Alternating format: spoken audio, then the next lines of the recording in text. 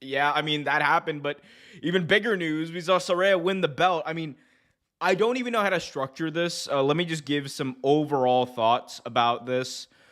I mean, overall, production-wise, AEW knocked this out of the park.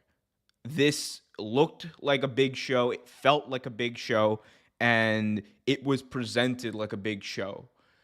And I'd argue that I liked some of the things that AEW did with the stadium show more than what WWE does. Like, they did a lot of the same stuff, the pyro. It wasn't as big and glorious as WWE's, but one thing I really liked was that shot, that jig camera shot where the camera's moving around like the entire arena, around the ring. I love that look. I don't think I haven't seen WWE use that look at all. I wish they would. I loved it tonight. I thought it made everything seem bigger. You could just see the sea of people. 81,000, 53 people, officially the biggest ticketed wrestling show of all time. Absolutely spectacular. We got Liam in the chat saying, better friends than foes, baby. Forget that, Liam. It happened. The thing that you and I, through this chat, predicted would happen nearly 2 years ago, it finally happened. Grado made his AEW debut. He might not be signing with the company, but Grado was at All In. He came in, hit Jeff Jarrett with a guitar. It was absolutely spectacular. I can't even lie. Like, I was thinking of you when that happened, Liam. So big shout out to you. Can of Coke for you, my friend. Guys, please hit that like button, subscribe, hit that notification bell. If you're listening on Spotify or Apple Podcasts, be sure to leave a 5-star review. Yeah, again, back to overall thoughts. I thought that it was built up like a big show. It felt like a big show, and I enjoyed it. Like, I really enjoyed this show. I don't know whether or not this is like, because I still think that All Out 2021 is the best show that AEW has put on. But wait, I didn't watch Grado. He was on the pre-show. Go watch the pre-show on YouTube for free after this stream. Yeah. It was on the pre-show. You can watch it for free on YouTube. But after the stream, Liam, don't leave me right now. Yes, Grado. Yeah, it was Paul White versus Jay Lethal. No, I'm not kidding. Grado was there. They didn't do the Madonna entrance. They did not do the Madonna entrance, but he came out and it was fun. It was really fun. I loved seeing Grado. The people went wild. Absolutely awesome. Guys, let's talk about this event though. I mean, first of all, I did a video on this earlier today. Go check that out where I really detailed this. Mercedes Vernado, aka Mercedes Moné, aka formerly known, I should say, as Sasha Banks, was in attendance at Wembley Stadium. And the camera was on her during the pre-show. The camera was on her multiple times throughout the actual pay-per-view. I think it's safe to say that Mercedes and AEW have a future together. I'm not saying that she's going to sign, but I could 100% see her working with AEW.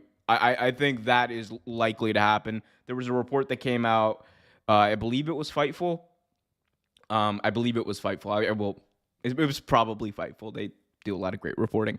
But I believe a report came out from Fightful that said that herself and AEW were working on doing something together. And there was, an expectation that could happen fairly soon. So we will see what happens there.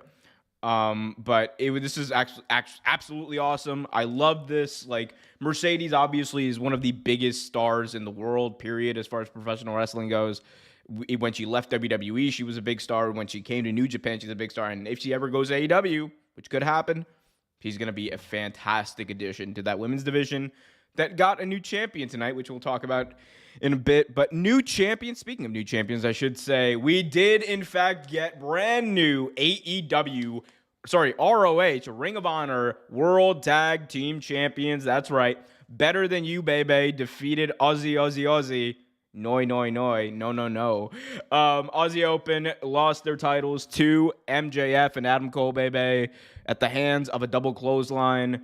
It was a really fun opener. It was great seeing these two win the belts that they talked about winning. The kangaroo kick was the highlight of this match for me. MJF had the genius of this dude, the genius. Like at the age of 27 years old, he's probably like smarter than most of the people doing wrestling at his age. The idea that he could get over something as simple as a kangaroo, something as simple and as a kangaroo, doing this in a match, got a holy bleep chant from the audience, got cheers upon cheers from the masses at Wembley Stadium. This was absolutely spectacular. It was like he hit it great. There was a spot where they tried to have MJF do a tope to the outside. That didn't happen because he was too scared to. It didn't stop him later on in the night. We'll talk about that in a bit. But absolutely fun opener. I thought that Aussie Open looked really good too. They dominated a lot of this match. MJF took a lot of the offense in this match, which I thought was interesting. And I will talk about this at length at the end when we get to the MJF Adam Cole segment. But I really think that there's a chance that they might be going like with MJF as a legitimate face and not turning back into a heel, which is absolutely nuts. Yeah, Paul White versus Satnam Singh. Yeah, I marked out for that. I was like, yeah, Satnam Singh getting his butt kicked again. But yeah, new ROH Tag Champions. It was great to see. At the end of the match, we saw Adam Cole, baby, go get the titles and give one to MJF. MJF was lifting it up on the top rope, and then Adam Cole got his hands on the AEW World Championship, the Triple B, MJF's title belt. And he's just looking at it. And MJF comes down from the top rope, looks at Adam Cole, takes his belt back, and the two just stare down. ROH Tag Champs, but still have a match in the main event. Great start. It was even better ending. I will cover that in a second, though. Liam in the chat saying, wait, are you telling me my dream tag team when I was younger, Big Show and Grado, the Big Grado show, had become true? Yeah, it wasn't an official match, but they did happen. It did happen. Also, Anthony Ogogo was there. Anyway, speaking of being there, there's a lot to talk about here. Hook versus the FTW World Champion, Jungle Boy Jack Perry. There's a lot of news that's come out about Jungle Boy Jack Perry in the wake of this match. I will say this. They did a spot where Jack Perry was about to throw Hook onto the windshield of this limo that he had come out in. And before he did that, he goes up to the camera, screams into the camera, knocks on the windshield, and says, "That's real glass, cry me a river." Which is a not-so-subtle nod to the reports that CM Punk was very unhappy with Jungle Boy Jack Perry a few weeks ago for using glass, real glass, in a segment. And, there was a big brouhaha about that, reportedly. Fightful Select, go subscribe to them. They have all the information. I'm not going to retread this. But what I will say is they also reported that apparently there was some sort of altercation between CM Punk and Jack Perry backstage, and it stemmed from this little incident. There's allegations of punches being thrown. There's allegations of people yelling. Miro has denied the fact that I don't know. There was a lot that happened, or a lot that reportedly happened. Go find that on your own time.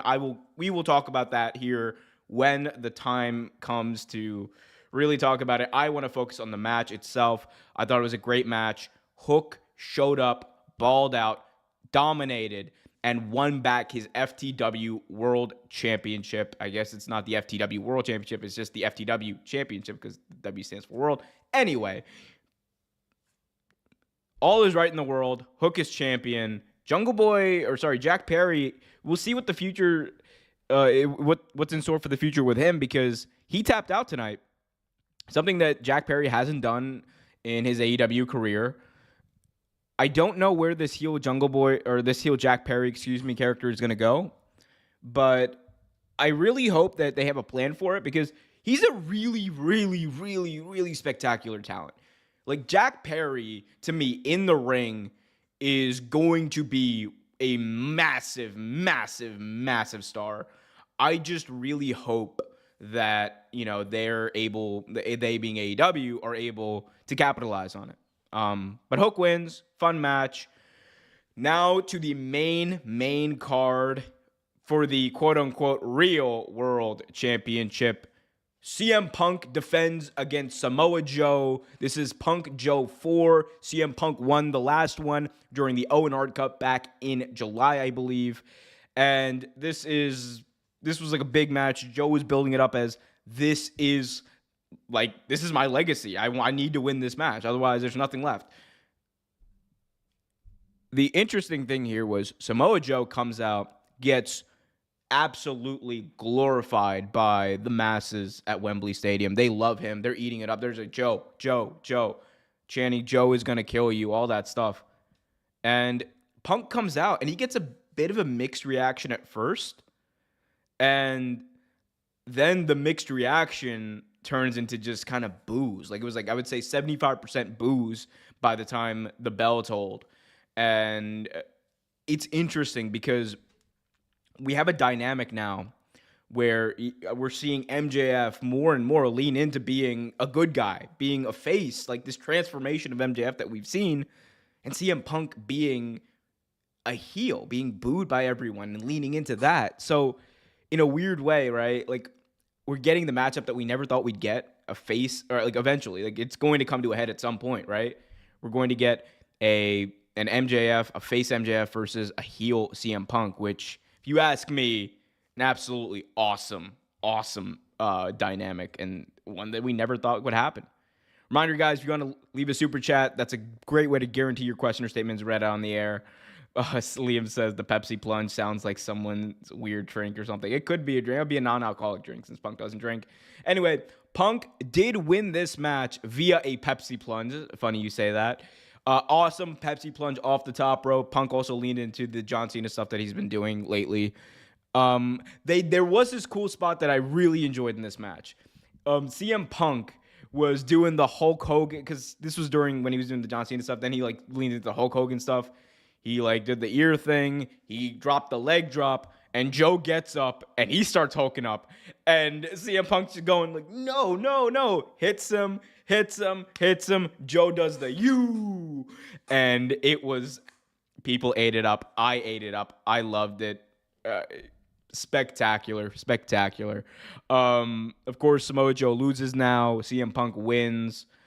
And it's interesting to see where this will go from here. I think I'll talk a little bit more about this later, but All Out is in Chicago, Illinois, this Sunday, next Sunday, I should say, whatever. In a week from now, it is in Chicago, CM Punk's hometown. It's going to be his, massive return, again. I think it's going to be MJF versus CM Punk. If I had to bet on it, that's what I would think. But y'all let me know in the chat if you disagree. Got some laughs here. Yachi is saying, strangely, Jack Perry is a great heel. Yeah, maybe. Could be. Speaking of great heels, Don Callis and Konosuke Takeshita came out to a chorus of boos. Wembley Stadium nearly came unglued multiple times tonight. One of those times was actually through, the brown noise that was Don Callis's entrance music. People were just booing the hell out of him.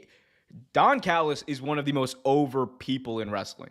I don't care what anyone says. And I mean over as in he gets one of the biggest reactions every time he's out there because people hate him. People love to hate Don Callis. He's despicable. He's deplorable. He betrayed his nephew. He betrayed his son-like figure in Kenny Omega by driving the screwdriver into his face. You can't get any more heelish than that. And he cuts a great promo. Don Callis, one of the best heels in wrestling today. He was on commentary to the chagrin of nearly everyone on commentary that day. It was today. That is the day. Anyway, Konosuke Takeshita teamed up with the Bang Bang Gang, Jay White and Rockhard Juice Robinson. Jay White felt like a star, looked like a star here, and when he came out, he was the focal point. He was the focal point of his team. On the other hand, you had Hangman Page, who came out to a massive, massive pop. Kota Ibushi, who also got a good reaction, but the biggest reaction, I think, barring the main event and Saraya, I think the biggest reaction was Kenny Omega. Like, Kenny Omega, people were going ape for Kenny Omega. They were absolutely blowing the top off of Wembley Arena when Kenny Omega came out. It just goes to show you, Omega is a star. He is AEW. Like, I mean, AEW's done a great job of building people like MJF, building people like Britt Baker and all that stuff. But like, if all else fails, they have Kenny Omega. That is their guy. And it really showed today in the match. I mean, it was a schmoz. A lot of stuff happened here. You saw like the Elite just absolutely like knee and super kick the absolute crap out of everyone. In the end, we saw Konosuke Takeshita take advantage of Kenny Omega by doing a roll-up, getting the tights. 1, 2, 3. Konosuke Takeshita pinned Kenny Omega. Once again, at a big pay-per-view, because remember, at Double or Nothing, what happened? Kenny Omega took the pinfall to Wheeler Yuta. This time, Kenny Omega, clean, took a pinfall loss in a tag team match to Konosuke Takeshita. I think this is going to build up to Takeshita versus Omega at the pay-per-view All Out this coming Sunday. And it would make sense. It would make sense. I would have much rather preferred, honestly, seeing Jay White versus Kenny Omega, just because, you know, I think that's a match I want to see live. Doesn't mean I don't want to see Takeshita versus Omega live, but we'll see what happens. One thing is for damn sure, this isn't over. The people did not approve of this. They did not like this stuff. They did not like the Don Callis and the brown noise. But like, that was the other interesting thing, because Takeshita pinned him. We didn't hear like the Bang Bang Gang's music. We didn't hear the doo, doo, doo, doo. Like, we didn't hear the whooshing, like none of that. What we heard was the brown noise, which is Don Callis and Konosuke Takeshita's music. It's so funny. We got Yachiz in the chat saying this match felt forced in the card. We just liked Kenny. I mean, yeah, it felt forced. It was still fun. Like, here's the thing. Out of all the matches, right, on this card, the fact that this is one of, I'm not going to say the weaker ones, but this is like not one of like the best matches on the card. That speaks to like how awesome of a pay-per-view this was. This was a very, very well put together pay-per-view, as AEW always does. Like, I don't think there was a bad match on this card. Like, now that I really think about it, there wasn't. There was not. Like, two of these matches I think are all-timers. And I mean, you could argue like there are 4 all-timers on this card. Like, this is, we'll get to them, but man, this was such an awesome pay-per-view. Like, I can't get over that. And I know people are going to be like, oh, you're an AEW mark, blah, blah, blah, blah, blah, blah. No, like, I've criticized AEW a lot. And my thing is, I love good professional wrestling. If I liked, you know, what the Bloodline was doing with Sami Zayn, I'm going to tell you that. And I did. And I loved it. If I don't like, you know, something the WWE's doing, or I don't like something the AEW's doing, the booking of the women's division, for example, I'm going to tell you. But today, whatever, it's 5 p.m. here. It felt like a massive This felt like WrestleMania. And I know that's such a crutch, like to put that on an AEW pay-per-view or an AEW show, but it's true. This felt like a massive show. This felt like a massive deal. This felt like a spectacular. This wasn't just a professional wrestling show. This was a spectacular. This was must see for everybody. And the fact that AEW is 4 years in now, and they were able to put this together, and in the way that they have, it just speaks volumes to not just Tony Khan, because Tony Khan gets a lot of credit, but the team, the production team, the writing, or the booking team, whatever you want to call it, the committee. Like, this was an achievement, an absolute gem of an achievement, and kudos to everyone who put it together. And I know it wasn't for everyone. I know not everyone's going to enjoy the pay-per-view, and that's great. Like, that's the best part about, professional wrestling is just like how, like, musicians can play music their own way. Man, we can listen to whatever the hell we want. You don't like rap, you don't like rap. If you don't like rock, you don't like rock. If you don't like country, well, you're normal. But no, I'm just kidding. But like, you know what I'm saying? Like, it's okay. It's okay. It happens. Like, not everyone's gonna like what they like. Love the music you love. Love the wrestling you love. Support it. We all love that, and we also will Ospreay. Hey now. But yeah, Kenosuke Takeshita picked up the victory. We will see him at All Out. By the way, guys, if you haven't already done so, do me a big time favor. Hit that like button, subscribe, and hit that notification bell so you get notified whenever a new video is released. We got Hio Mason saying 90,000 people just to end it in a roll-up. I mean, this wasn't the only match. Oh, you're talking about that was a good match. We'll talk about it. We will talk about it because I enjoyed that. Speaking of stuff I enjoyed, FTR defended the AEW World Tag Team Championships against the Young Bucks. Young Bucks come out to a parody song of "I'm gonna knock you out." It was like super kick, knock you out. I thought it was really cool. I'm a corny guy, so look, it's my humor. Don't break. Liam in the chat just said, "Come on, Homer, don't break my heart, my achy breaky." I know. Come on now. Anyway, they come out to this awesome parody song, "Super Kick, Knock You Out." I'm good. Like, I thought it was really cool. I'm corny. I get that. FTR come out to an absolutely thunderous ovation, and they were supporting. I was gonna say wristbands, but they were supporting armbands that bore the names of Bray Wyatt, Brody Lee, and Jay Briscoe, paying tribute to 3 members of the wrestling community, 3 wrestlers that we've lost in recent times. Just this year, we've lost Bray Wyatt and Jay Briscoe. And I thought it was a great touch. I thought that, it's a great way to pay tribute. I'm glad that AEW, by the way, tonight, there were multiple AEW wrestlers who had, like, tributes to Bray Wyatt. I'm glad that AEW mentioned it. Because if you go back, like, a few years ago, this kind of stuff was not normal in professional wrestling. It was accepted that you wouldn't talk about, or pay tribute to people who had passed away who were with another company. And I'm so glad that we're past that pettiness. I'm so glad that we're in a place where, man, professional wrestling can talk about professional wrestling, and professional wrestling can talk about great professional wrestlers. And Bray Wyatt was one of the best minds I've ever seen in pro wrestling. Anyway, AEW World Tag Team titles on the line. FTR and the Young Bucks. So many false finishes here. I enjoyed this match. There was a great spot where Cash Wheeler, did a 450 splash, kind of calling back to their Full Gear 2020 match that they had, and which was the end of that match. It didn't pick up the victory. It was like 2.999. Nick Jackson kicks out. And in the end, we saw FTR hit the Shatter Machine. 1, 2, 3, pick up the victory.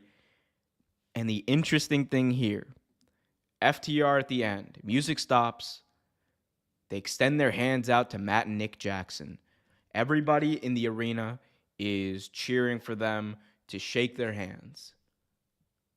And Matt and Nick Jackson do what you'd expect the Young Bucks to do. Blow them off, walk out, did not shake their hands. I don't think we're done here. I don't think we're done by a long shot, ladies and gentlemen.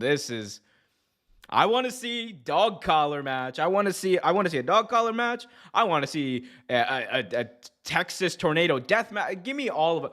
Give me this match for the next 15 years. I don't care. Like, this should never be, like, done. Fantastic pay-per-view. Fantastic match here. Yeah, like, what else you want me to say? I mean, I thought, like, was this better than the last match they had? I don't think so.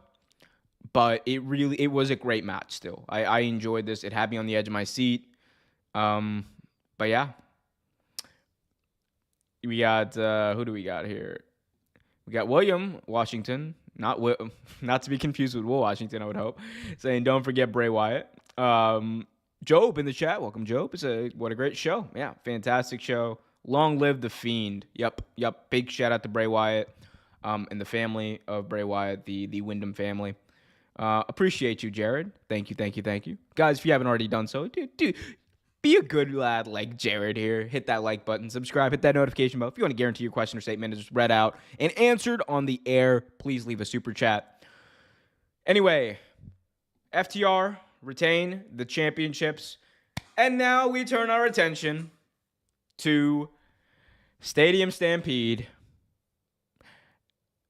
I'm not going to lie to y'all. There's so much that happened in this match. I'm not even going to put your favorite moment from the match in the chat. That's the only way that I'm going to be able to talk about and cover every single point. There was so much stuff that happened in this match. Here is all I will show you. So that basically encapsulates what this match was. There are skewers in Jon Moxley's head right now at this point. By the way, Jon Moxley didn't, I don't know when he bladed. I don't know what gave him the cause to bleed. I think Moxley started bleeding a minute or two in the match, and I don't think anyone was beating him down. I just think he saw nobody was around him. He's like, Urgh. He just started okay, we're gonna do this, man. I'm Jon Moxley. It's kind of windy in here. A light breeze would make me bleed. This was absolutely awesome. Stadium Stampede, though, Jon Moxley, Claudio Castagnoli, Wheeler Yuta, Santana, and Ortiz reuniting to take on Eddie Kingston, Penta, and the best friends Orange Cassidy, Chuck Taylor, and Trent Beretta. This was a spectacular matchup. The story of this match was really it was personal. It was really personal across a lot of different spheres. You had Trent Beretta, being absolutely pissed off at the Blackpool Combat Club for destroying his mother's car. Sue also did make an appearance, delivered cookies on a tray, and then Trent and Chuck destroyed Wheeler Yuta's head with the tray. There were some chair shots, by the way. There were some chair shots to the head in this match. I didn't like that. I did not like that. It kind of irked me a little bit.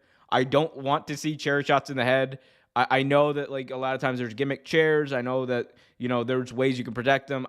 Just with everything that we knew and everything that we know, I should say, about chair shots to the head, I don't want to see them. Because it just reminds you of all the people who have come before these wrestlers who were struggling because of trauma to the head. I think we should try to avoid that as much as possible. That being said, carnage, absolute carnage. But like Lynn says, a lot of bloodshed. This was insane. There was a spot here where I don't remember who. Eddie Kingston got hit in the head with a bottle. And he also fought a fan. This was so. Eddie Kingston fought it was obviously a plant, but Eddie Kingston just threw this fan into the bar area, and it was so unhinged. He at one point threw Claudio off of the stairs, off the ledge. Eddie Kingston, I thought he was at one point going to set someone on fire. That did not happen. Probably a good thing. I don't think AEW could clear fire at Wembley Stadium. But this was crazy. I mean, everything that you would expect out of Stadium Stampede, everything you would expect out of Anarchy Arena, this was that and then some. This was a 5-star match for me, 10-star match. I don't care what anyone says. There was so much that happened in this match. There was so much that went on. I adore this match. I'm gonna go back and watch. This is one of those matches where you can go back and watch this a million times. You'll find something new every time because there's so much happening. They had double screens for a while. Penta got injured, left, came back. It's Penta Oscuro and drove. I believe it was Santana. Through a table. We saw Ortiz deliver a suplex to Chuck Taylor through a table. We saw off a ladder. We saw so many high spots. And also, one thing we also saw was Orange Cassidy, bloodied, battered, and bruised. This man, the most tired man in AEW. He wrestles every single week. Somebody get this man some plasma and some oxygen. He was so desperate to beat. He tried everything. 3 orange punches to Claudio Castagnoli was not enough to get it done. So what does he do? He takes duct tape, naturally, right? He takes duct tape, puts it around his fist. Then he takes a glass bottle, puts it in a bucket, breaks the glass bottle, and then with the sticky part of the tape around his fist, puts his fist, I should say, into the bucket, thus attaching the broken glass to his hand to deliver the ultimate orange punch. I don't know what to say about that. That was absolutely wild. Eddie Kingston, by the way, like this picture encapsulates this match too. Eddie Kingston drove Moxley through a table at the end of the match because he's just like, fudge you, John Moxley. I don't like you anymore, but you're my best friend. And at the end, there's just this image. Now this will be iconic forever. They're both like just on top of each other, flipping each other off, and I'm just like, this is. I would expect no less, nothing else from these two. Wild, wild, wild. We got Job in the chat saying guys like Moxley and Darby Allin sure don't seem like they want to be around as long as a guy like that is. I mean, Moxley, I don't know. Moxley might like be able to be around for a while. Rack says Orange Cassidy with the duct tape and bottle was crazy. Yeah, man.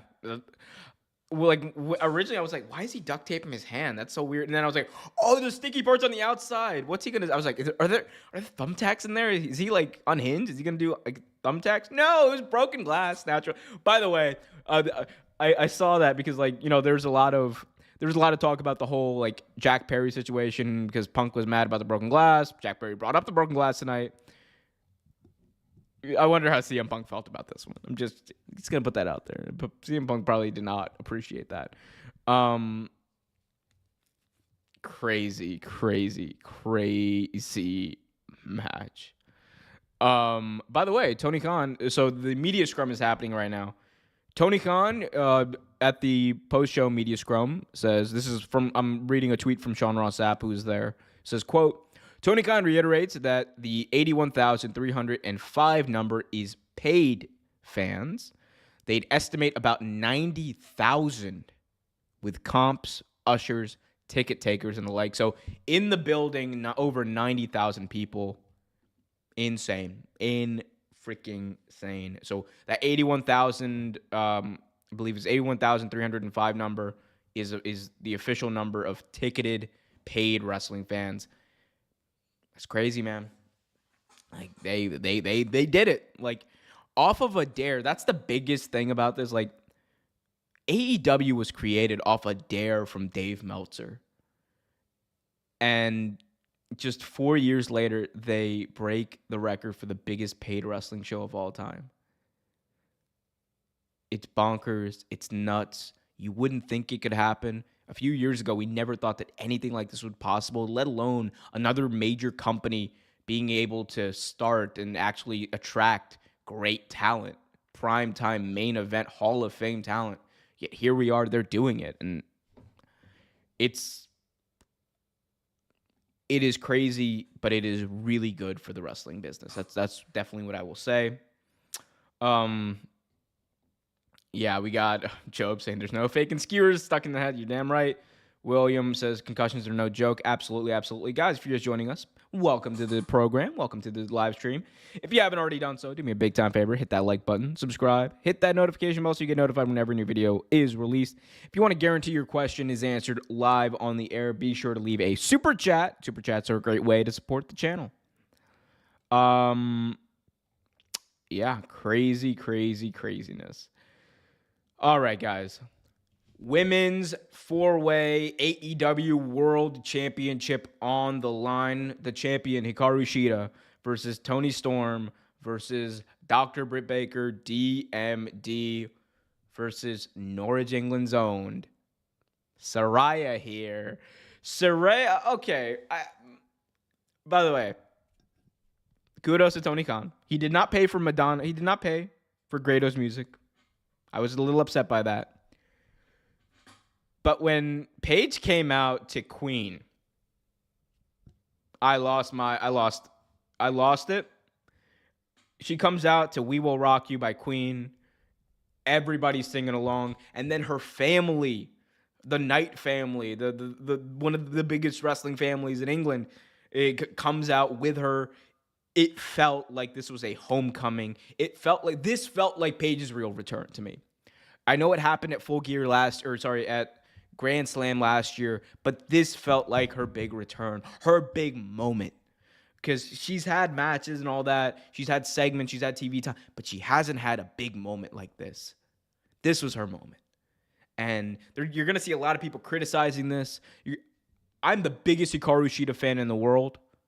And you will not hear me complain about this finish at all. In the end, Paige won the AEW World Championship by pinning Toni Storm. The story of this match was like, what's going to give between Toni Storm and Saraya? What's going to happen when these two finally have to go at it? We saw early on in an attempt to get a pin, they were both pinning Britt Baker, and only one of them can obviously do it, and they got mad at each other. But what really ramped things up between these two is when Toni Storm was going to punch Britt Baker after, like, Saraya's mother was holding her back, right? Holding Britt Baker so that Toni Storm could get a clean shot. Britt moves. Toni punches Saraya's mom, who, of course, is a wrestler. And Saraya loses it. She destroys Toni for a little bit. Toni gets a little bit of an advantage over her. And then we see Toni Storm take off the turnbuckle pad and expose that steel, plant Saraya in the corner, get ready to do the hip attack. Is that what it's called?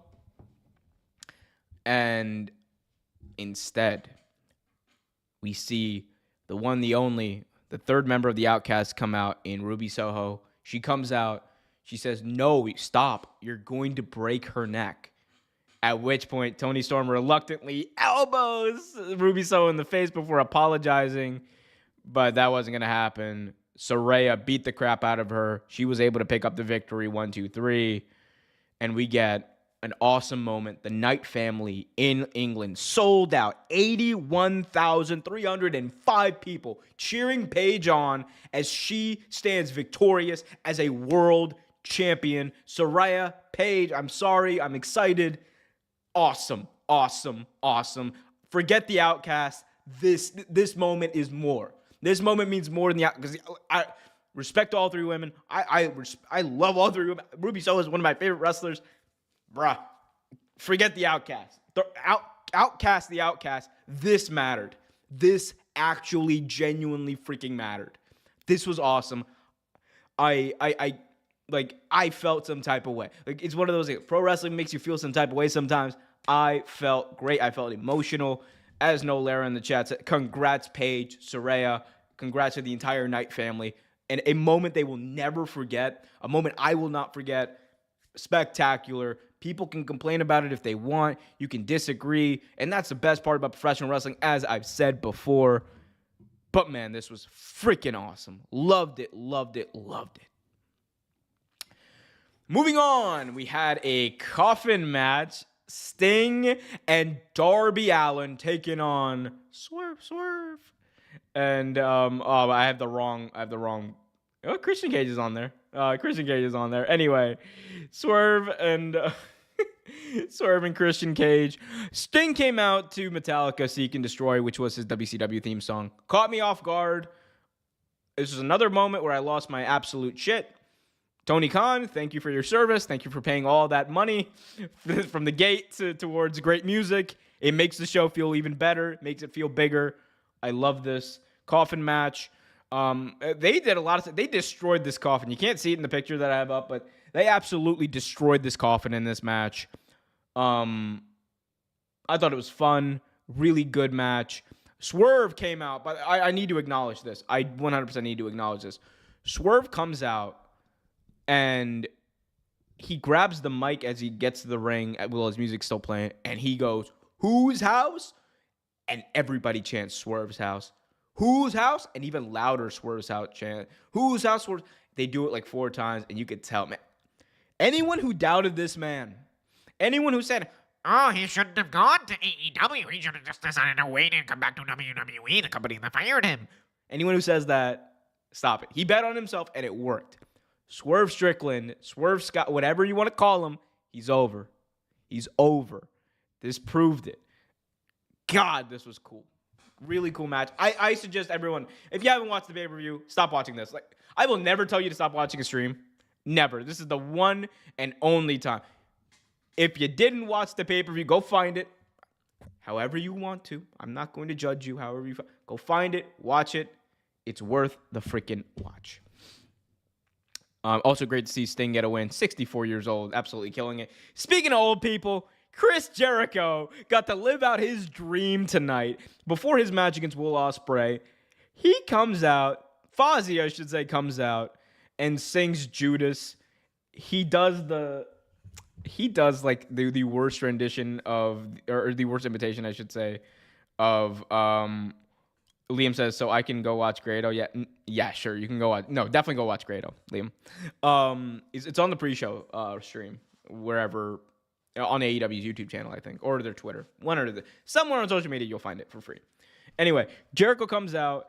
He's on the stage with Fozzy, and he tries to imitate the old Freddie Mercury thing from Wembley. But he does it like, yeah, like he's scratchy. I'm an old rocker. Like, I'm a dad. I'm a dad in a band voice. It was not great, but he got to live out his dream. That was cool. Everyone sung Fozzy, which was really cool, I thought. Spectacular entrance, but not as spectacular as Will Ospreay's entrance. If this was AEW's attempt at courting Will Ospreay, who is going to be a free agent soon, I mean, they blew it out of the water. They did a great job. They gave him all the pyro in the world. All of London knew when Will Ospreay came out. That's how much pyro was going off in and around Wembley Stadium. I've been saying this a lot recently. If I had to pick a guy to start a wrestling company with, it would be, it would be Will Ospreay. Proved it tonight. He picked up the victory over Chris Jericho by hitting a Stormbreaker, by hit every move he had in the book. He hit. He won. It was great. Go check out this match. I got nothing else to say. It was really, really, really good. I would say like 4-star match. Go check it out. Loved it. Moving on, the penultimate match of tonight, AEW Trios World Championships on the line. The Acclaimed challenge the House of Black for their Trios Championships. And the rule for this match was, in fact, no holds barred. Fun to see. Another thing that was really nice to see, I should say, as House of Black entered, obviously their entrance was really dark. You could see people had their phones up. It was very reminiscent of, the Fireflies for Bray Wyatt. And Buddy Matthews comes out with a lantern and just places it on the ramp. A very fitting tribute. This is also when Excalibur and Nigel McGuinness brought up Bray Wyatt, which was really nice, and they paid a little tribute to him. I thought that was a nice touch by AEW. And yeah, it was classy. The match was great. Billy Gunn was the star here. They hit a scissor me timbers on poor Julia Hart. That was not fun. Don't hit Julia Hart. She can't, don't do that to Julia Hart in the kayfabe.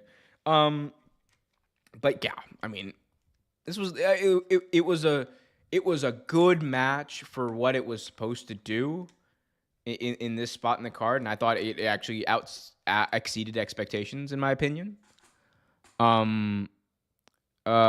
Of course, the Acclaimed picked up the victory here. Not much I'm going to say about this match, honestly, other than, like, they told a story, the Acclaimed picked up the victory, and at the end, we saw the House of Black actually give the Trios Championships to the Acclaimed, which was nice. So maybe we're getting a little bit of a face run here with the House of Black, or maybe there's some respect that has been developed here. Speaking of respect developed, I'm going to talk about what might be my new favorite match of all time. MJF, the reigning, defending, undisputed, all-elite wrestling world champion, defended his belt against his best friend, one half of the Ring of Honor World Tag Team Champions, Adam Cole, baby. The word cinema gets thrown around a lot. And it's mostly a meme at this point in wrestling circles. The story they've told with Adam Cole and MJF has been spectacular. I think it's undeniable at this point. This is one of the best. I think with the Bloodline kind of taking a back seat now, with, you know, like them not really telling that story over the past few weeks, I mean, this is the best story in wrestling. I adored the build. I adore the pairing of Adam Cole and MJF. I was so interested. There's so many ways this could have gone. Of course, you could have had Adam Cole turn on MJF and do the double turn, which I thought points in this match that was going to happen. You could have had MJF do what he does best, which is stab people in the back. And I thought no matter what they did, though, they were going to do it right, and it was going to be the right decision, because that just shows you like the range of these performers, and the story they've told is just so awesome and endearing. London was losing their minds for this. I mean, and by the way, MJF comes out, his entrance. If you go watch his entrance on Twitter right now, I'm sorry, I this is terrible YouTube practice by me, by telling people to leave my stream. Go on Twitter, find his entrance, the clip of his entrance on Twitter. This dude is a not a star, megastar. Megastar. Felt like it. This at this point is when I was like, this is on the level of WrestleMania. As far as the way it's presented, the feeling it gives you as a wrestling fan, it's on the level of WrestleMania. And I thought the story they told here was great, because it was at the beginning, you know, they were kind of playfully like, you know, haha, you know, hey, I'm going to win. I'm going to win. I'm going to win. And it slowly turned bitter. It slowly turned bitter. And the real turning point here, like Adam Cole, you know, got a poke to the eye from MJF, and MJF was like, come on, man. Like, it's okay. And MJF got a slap to the face by Adam Cole. And like that kind of turned things up a little bit. Where things got really turned up here in this match was when Adam Cole, on the outside, delivered a suplex onto the edge of the steel steps that actually like busted MJF open on his shoulder. It was a really nasty spot. And, you know, Adam Cole goes back into the ring, and he's like got this concerned look on his face. MJF out, not moving, concern on his face, but also understanding that if MJF doesn't come back into the ring, he's going to lose the world title. MJF at 9, and there's a very slow count by Bryce Remsburg, by the way. That between 9 and 10, or a theoretical 10, there were like at least 8 seconds. Bryce Remsburg waited. And the following spot, like almost immediately after, they go in there the next spot, and the next spot is they go to the table. MJF, with the advantage, goes to the table, the announce table, I should say, that's at ringside, clears it, and it's a different announce table. It's a lot like more sturdy and hard than the WWE announce table. And he goes to deliver a tombstone on it. And you see the regret, the hesitation in MJF's face. And he puts Adam Cole down and he says, no, I can't do it. I can't do it. MJF goes back, turns around, and Adam Cole reverses and delivers a tombstone pile driver onto the table to MJF. And at that point, I thought it was going to be a double turn. I thought they are going all in, pun fully intended, on MJF as a face and Adam Cole as the heel here. And that's the plan. It garners a 2 count when they get back to the ring. Ref bump happens. Multiple. Actually, there were 2 ref bumps that happened. One ref bump, the first ref bump, MJF brings a chair into the equation, and they try to do the old Eddie Guerrero spot where like he tosses Adam Cole the chair and he goes down and he tries to get him disqualified. But Adam Cole and MJF like are literally throwing this chair at each other, and then MJF, quick as a bat, he's like, all right, this isn't gonna work. wraps the chair around his neck, falls down, and Bryce Remsburg gets up, turns around, and sees that MJF is out cold with like this chair around his neck, and he just goes, "Oh man, I gotta disqualify you." And then MJF rolls him up for a 2 count. It was a nice spot, nice little tribute to Eddie Guerrero as well. Love that. And then I think one of the most important spots of this match happened. Double clothesline. They look at each other, double clothesline, go off the ropes, do the loop-de-loop, and then both of them hit a clothesline on each other that leaves both of their arms on top of one another. So they're both pinning each other, essentially. And dumbass Bryce Remsburg, the referee in kayfabe, counts the 3. So it's a draw. And Justin Roberts announces a draw. And Adam Cole is irate. Adam Cole losing his... Because Adam Cole at this point has been like... He's desperate. He's willing to do anything to win this AEW World Championship. And at this point, like, he's getting angry at MJF. He's saying, like, Max, I'm better than you. Accept it. Accept it. I'm better than you. I'm better than you. He keeps saying that throughout the entire match. And as soon as Adam Cole hears draw, he grabs the mic and he says, MJF, no, Max, we're not doing this. Give me 5 more minutes. At which point MJF grabs the mic and he says, no. And then he said, I need to pull up the exact line. I'm sorry. Like, I'm going to mess it up and I don't want to mess it up. MJF just delivered, I think, a line that is going to live on in professional wrestling history. Here it is. No. 5 minutes isn't enough, Adam. We're going until we got a winner in fucking Wembley. That was the most face thing that MJF has ever and likely will ever do. Everybody, including me sitting at home watching it, lost their gosh darn minds. What can you say? What can you say? Beautiful, beautiful. They go into sudden death, and a lot of weird stuff happens. Adam Cole somehow accidentally hits a Panama Sunrise onto Bryce Remsburg. And then we see, as the referee's down, Roderick Strong come out. Roderick Strong delivers a low blow to MJF, which Adam Cole sees. But then Adam Cole goes right into action and lowers the boom on MJF while the referee's still down, taking advantage of Roderick Strong's interference. The ref comes in slow. Bryce comes in slow. 1, 2. MJF kicks out. Crowd goes wild. And at this point, Roderick Strong is like just irate. He hands Adam Cole the World Championship belt.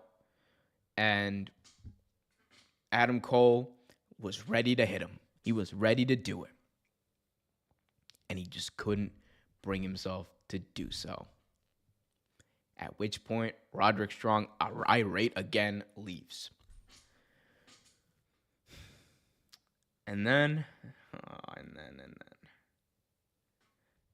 After that, MJF won. Small package cradle victory. But he beat Adam Cole clean. And at the end, Adam Cole is pissed. Adam Cole is so mad. And what happened next was wild, guys. I mean, hold up. No, gotta go back here. What happened next was wild, guys. At the end, Adam Cole just unconsolable. MJF is doing everything in the world to console him. He's like, Matt, it's okay, Adam. It's okay, Adam. Hey, we still got these. He goes, grabs the Ring of Honor belts, and he's like, we still have this. And Adam Cole chucks it out of the ring, doesn't care. He's pissed. And then that pisses off MJF because he's like, oh, was this all a ruse? Were you actually not my friend? Like, that really matters so much to you? Then take it. And he hands Adam Cole the belt, turns his back, and is waiting. He's just like, hit me. Do it. Do what you got to do. And he's like, I knew it. And he's like, I'm so stupid. And Adam Cole, in a very similar position where MJF was a few weeks ago in Collision, belt in hand, getting ready to hit MJF, Doesn't. He drops the belt. They embrace. Best friends embrace to end the night. Friendship prevails in one of the most unforgettable main events in professional wrestling history. It might be one of my new favorite matches of all time. Of course, MJF wins. It's likely that the main event of All Out next week is going to be MJF versus CM Punk. But, I mean, this is an all-time show. I think this is... I have to, like, really think about where this, like, land... I mean, this is, for AEW, I think this is the most important show they've ever put on.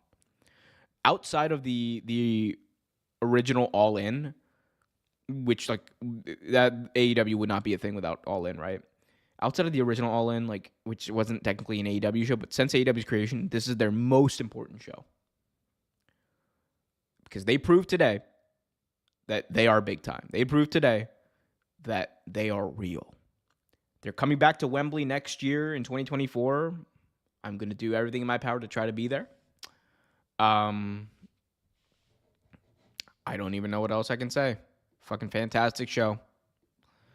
We got Job in the chat saying, I think AEW is in a good enough shape to where if MJF leaves in 2024, AEW will be fine. I don't think MJF... I think MJF's re-signed. It's just... I'm not reporting this. It's just me speculating recklessly, but I think that I think he's re-signed. I get that vibe. The bump MJF took on the steps. Wow, yep. Don't you think AEW has set the bar higher so WWE can have to step up their game?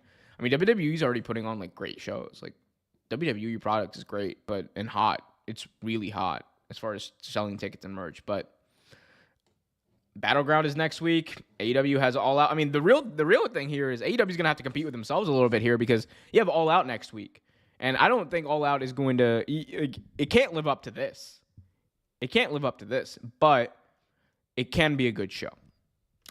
We'll just have to see what happens, guys. This has been a fun time. I've enjoyed this. Obviously, the CM Punk and Jungle Boy thing is something I'm going to be covering, hopefully, in a video. I'm going to try to maybe put out a video tomorrow, kind of just analyzing this moment in AEW and, like, what it means in the grand scheme of things and what All In London means. So I'll see if that happens. But in the meantime, guys, I appreciate all of you tuning in. If you haven't already done so, do me a big time favor. Hit that like button, subscribe, hit that notification bell so you get notified whenever a new video is released. And if you're listening to Spotify, Apple Podcasts, be sure to leave a 5-star review, follow. Go ahead on X and follow us there at Real Take W. That is at Real Take W on X, formerly known as Twitter. Last question here from Job. Do you think the CM Punk match was the first so they could get him out of the arena? He was still there, according to some reports. I think Fightful Select said, like, Punk was apparently still in the building after his match. So I don't know. I'm not going to pretend to know. I will wait until more facts come out about that whole situation until I speak on it. But I appreciate all of you. I've enjoyed speaking on this pay-per-view. All-time pay-per-view. All-time wrestling. WWE, AEW, whatever. All-time pay-per-view tonight. Spectacular. What else can I say? If I had to put it out of 10 right now, I mean, is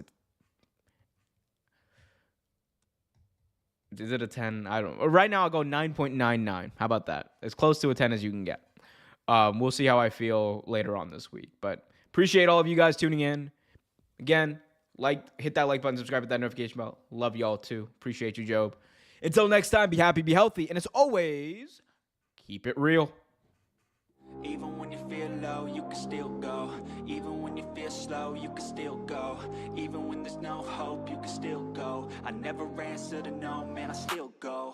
Go, go, go, go, go, go, go, go, go, go, go, go, go, go.